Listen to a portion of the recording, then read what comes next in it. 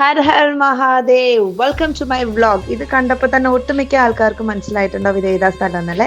Yes, Rameswaram. സാക്ഷാൽ ശിവനെ കാണാൻ ഞങ്ങൾ പോയിട്ടുണ്ടായിരുന്നു. വൈകുന്നേരം ട്രെയിൻ കയറി, പിറ്റേ ദിവസം കാലത്ത് തന്നെ ഞങ്ങൾ അവിടെ എത്തി. അപ്പോൾ അമ്പലത്തിൻ്റെ അടുത്ത് തന്നെ ഞങ്ങൾ റൂംസ് എടുത്തുട്ടോ, കുറച്ചും കൂടി നടക്കാനും പോവാനും കൺവീനിയൻ്റ് ആവട്ടെ എന്ന് കരുതി. ശരവണ ഭവൻ അവരുടെ തന്നെ റൂംസ് ആയിരുന്നു. വെരി മച്ച് അഫോർഡബിൾ, കൺവീനിയൻറ്റ്, നല്ല വലിയ റൂംസ് ഒക്കെ ആയിരുന്നു. കാരണം ഞങ്ങൾ 14 പേരുണ്ടായിരുന്നു. സോ ഓൾമോസ്റ്റ് 3 റൂംസ് ഞങ്ങൾ എടുത്തു.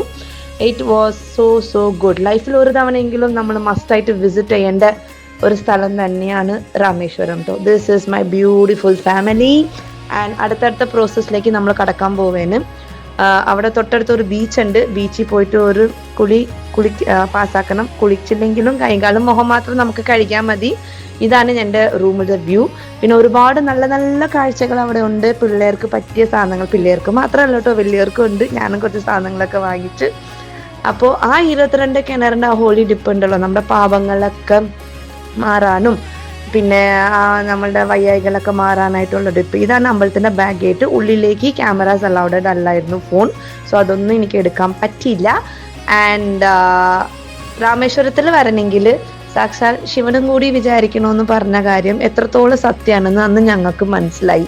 ഞങ്ങളുടെ ചിറ്റയ്ക്ക് ഒരു മെഡിക്കൽ എമർജൻസി വന്നു. സ്റ്റേഷനിൽ അവിടെ വെച്ച് തന്നെ ചിറ്റ കുറച്ച് ഡീഹൈഡ്രേറ്റ് ആയി, കുറച്ച് അൺകോൺഷ്യസ് ഒക്കെ ആയി. അവിടെ നിന്ന് ഹോസ്പിറ്റലിലേക്ക് കൊണ്ടുപോകേണ്ടി വന്നു പുള്ളിക്കാരിനെ. ലാസ്റ്റ് 2 മിനിറ്റ്സ് ഉണ്ടായിരുന്നുള്ളൂ ട്രെയിൻ വിടാനായിട്ട്.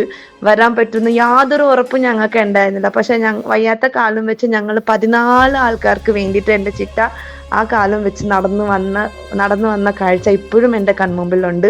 സാക്ഷാൽ ശിവൻ വിചാരിച്ചിട്ടുണ്ടാവും, ഞങ്ങളുടെ പ്രാർത്ഥന ശിവൻ കേട്ടിട്ടുണ്ടാവും. അപ്പോൾ അതൊരു എക്സ്പീരിയൻസ് ഞങ്ങൾക്ക് ആർക്കും ഞങ്ങളുടെ ലൈഫിൽ മറക്കാൻ പറ്റാത്ത ഒരു എക്സ്പീരിയൻസ്. ലാസ്റ്റ് 2 മിനിറ്റ്സ് ഞങ്ങൾ ട്രെയിൻ കയറി എന്നുള്ളതാണ്.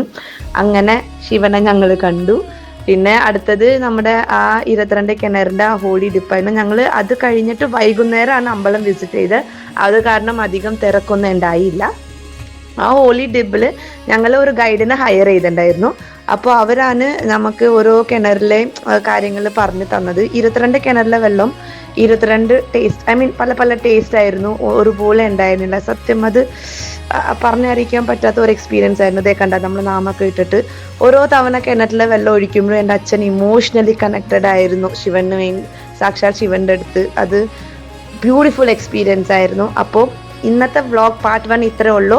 ഇനിയും കുറച്ച് പ്ലേസസ് ഞങ്ങൾ വിസിറ്റ് ചെയ്തിട്ടുണ്ട്. അത് നാളെ കാണാം. ബൈ.